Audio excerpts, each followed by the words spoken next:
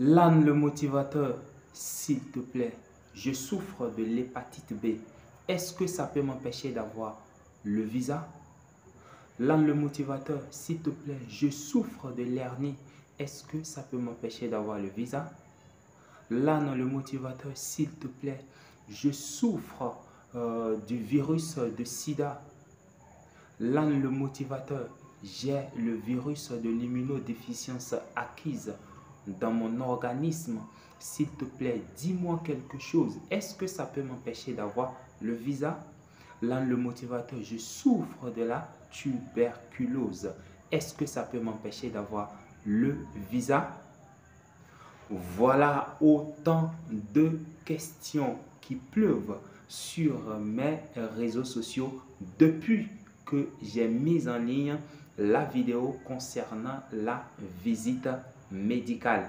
Et bien entendu, vous ne pouvez pas aller à l'interview sans passer par la visite médicale. Et au niveau de la visite médicale, il y a des exigences médicales et des exigences relatives également au vaccin. Mais dans cette vidéo, je vous livre tout sur les différentes maladies qui peuvent vous empêcher d'avoir votre visa. Alors, vous êtes gagnant de la DV Loterie 2022. Vous serez les heureux gagnants de la DV Loterie 2023 et des éditions à venir. Et vous êtes tombé sur cette vidéo. Voilà une bonne vidéo qui vous livre tout sur les différentes maladies qui peuvent vous empêcher d'avoir votre visa. Alors, c'est pour la première fois que vous tombez sur la chaîne L'âne le motivateur. Sachez que nous parlons de la motivation sur tous les plans ici. Nous parlons de tous les sujets d'opportunité que nous pouvons saisir en ligne.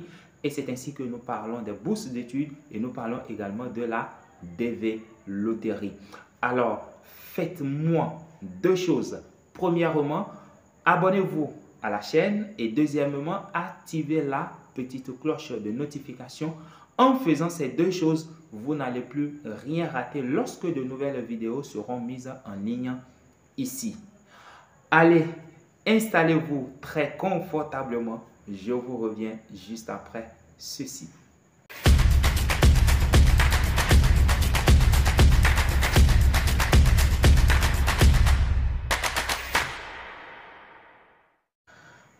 Je vous souhaite la bienvenue dans cette vidéo sur votre chaîne L'âne le motivateur. Alors, comme je l'ai dit dans la partie introductive de cette vidéo, je vais vous livrer tout sur les différentes maladies qui peuvent vous empêcher d'avoir votre visa. Alors, quelles sont ces maladies? Lorsque vous allez sur le site travel.state.gov, vous serez éventuellement redirigé vers le site de l'USCIS. Voilà, l'USCIS, c'est United States Citizenship and Immigration Service. Alors, c'est la structure qui se charge de tout ce qui est immigration aux États-Unis. Voilà. Et nous avons le KCC ou le NVC qui sont des branches de l'USCIS. Alors, lorsque vous avez une information sur la page de l'USCIS sur leur site, sachez que c'est une information vraie, vérifiée, authentique. Alors, à chaque fois, il y a des mises à jour sur ce site. Maintenant, pour ce qui concerne les différentes maladies qui peuvent vous empêcher d'avoir votre visa, vous devez savoir que l'USCIS travaille de commun accord avec le département de la santé des États-Unis, ici HHS.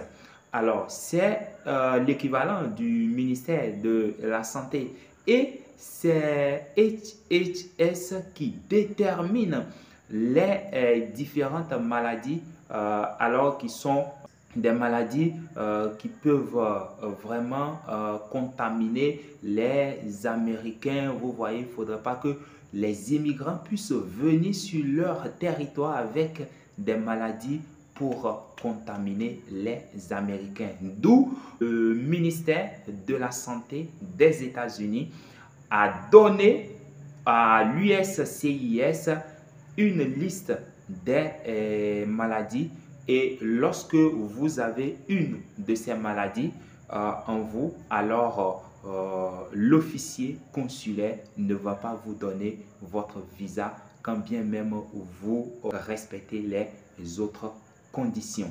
Alors, quelles sont ces maladies? Ces maladies sont des maladies infectieuses d'importance publique. Alors, qu'est-ce qu'ils mettent réellement dans maladie infectieuse d'importance publique? Je ne vais pas seulement parler. Nous irons sur le site de l'USCIS pour lire afin que vous puissiez voir et comprendre réellement ce qu'ils ont écrit là-dedans.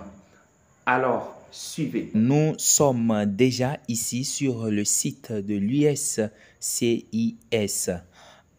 plus précisément au niveau de manuel des politiques. Alors, manuel des politiques, c'est un document qui a été rédigé et qui a rapport à la politique de l'immigration. Ici, nous sommes au chapitre 6 et le chapitre 6 ici traite des maladies transmissibles importantes pour la santé publique. Alors, quelles sont ces maladies? En défilant, nous avons ici maladies transmissibles. Les candidats qui ont des maladies transmissibles importantes pour la santé publique ne sont pas admissibles.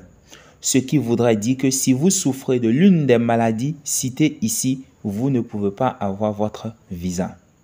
On continue. Le ministère de la Santé et des Services sociaux HHS a désigné les conditions suivantes comme des maladies transmissibles d'importance pour la santé publique qui s'appliquent aux examens médicaux d'immigration effectués aux États-Unis.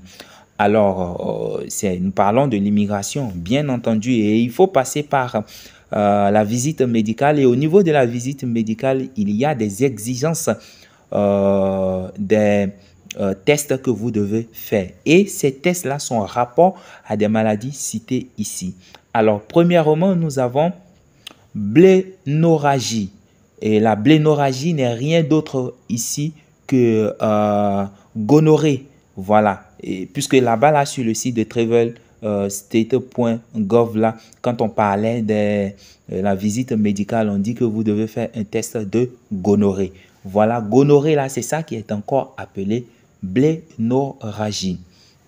En deux, ici, nous avons maladie de Hansen, la lèpre. Ça, c'est la lèpre contagieuse.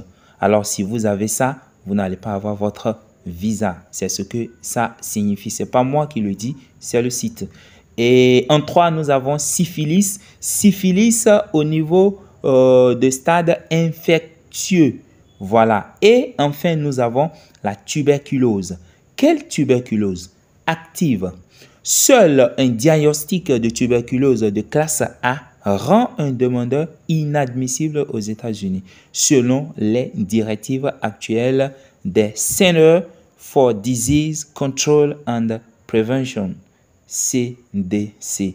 La tuberculose de classe A signifie une tuberculose cliniquement active et transmissible. Alors, nous voyons ici que c'est clair que lorsque vous souffrez de gonorrhée, encore appelée blémorragie, lorsque vous souffrez de la tuberculose de classe A, ou bien lorsque vous souffrez de la lèpre infectieuse, eh bien, vous n'allez pas avoir votre visa. Ce n'est pas moi qui le dis, c'est l'USCIS qui le dit. Alors, donc, c'est ce que on met dans la catégorie des maladies infectieuses d'importance publique. Voilà.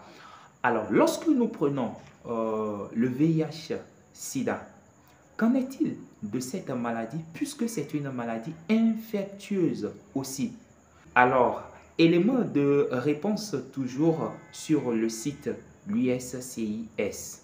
Virus de l'immunodéficience humaine VIH.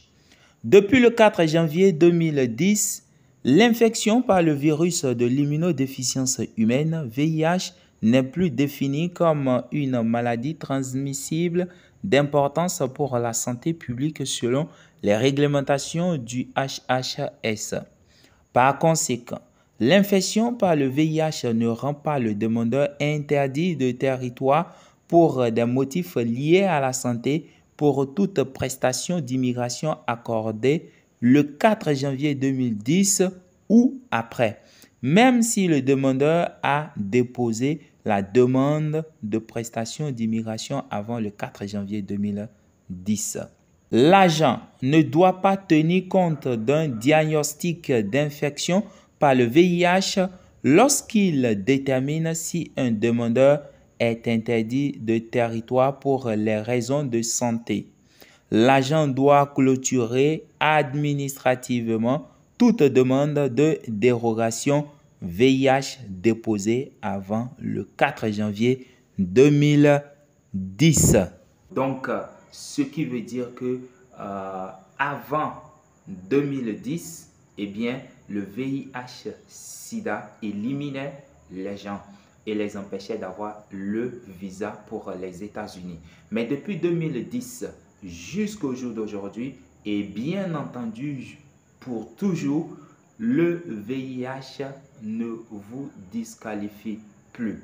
Donc, si vous souffrez du VIH-Sida, personne ne va vous empêcher d'avoir votre visa et de voyager sur les États-Unis.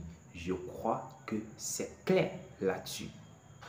Alors, voilà ce que je tenais justement à partager avec vous à travers cette vidéo. Vous donner la lumière, vous faire la lumière sur les différentes sortes de maladies qui peuvent vous empêcher d'avoir votre visa et de pouvoir voyager sur le pays de l'oncle Sam. J'espère que la vidéo vous aura plu. Si tel est le cas, n'hésitez pas, premièrement, à vous abonner si cela n'est pas encore fait.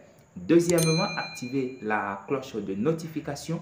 Troisièmement, bombardez les likes, des pouces bleus, puisque j'en ai besoin et c'est ça qui va toujours donner la force à la chaîne de pouvoir grandir. Déjà, un grand merci à ceux qui sont déjà abonnés à la chaîne et qui chaque fois et toutes les fois ne cessent de mettre des likes sur les différentes vidéos, ne cessent de les commenter, ne cessent de les partager. Que le Seigneur vous bénisse, que la grandeur de Dieu, la bonté de Dieu, la prospérité infinie de Dieu vous localise et vous accompagne afin que vos rêves puissent se réaliser dans un temps relativement court. Allez, je vous aime du fond du cœur. Allez, c'était Lan le motivateur. À la prochaine pour d'autres nouvelles vidéos ici. Ciao.